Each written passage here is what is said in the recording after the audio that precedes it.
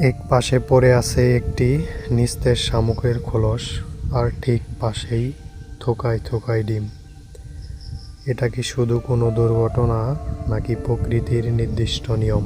প্রকৃতিতে Apple snail বা নির্দিষ্ট কিছু প্রজাতির শামুকের ক্ষেত্রে এটি খুবই সাধারণ ঘটনা। ডিম তৈরির কাজে এদের শরীর থেকে প্রচুর পরিমাণে শক্তি, ক্যালসিয়াম খরচ হয়। ডিম পাড়ার পর তীব্র জননজনিত ক্লান্তির কারণে এরা আর জীবন শক্তি ফিরে পায় না। প্রকৃতির এই স্বাভাবিক নিয়ম এক প্রজন্ম বিদায় নেয়, আর সে প্রজন্ম নতুন প্রজন্মের সূচনা ঘটে। নিজের খোলসে ফিরে যাওয়ার মতো শক্তিও তার আর অবশিষ্ট ছিল না।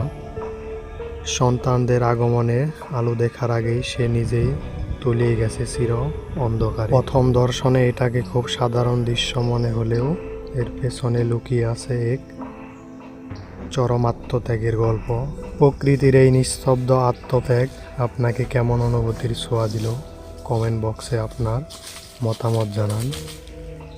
আর এইসব অদ্ভুত ও সুন্দর প্রাকৃতিক গল্প দেখতে আমাদের ইউটিউব চ্যানেলটি সাবস্ক্রাইব করুন। ধন্যবাদ।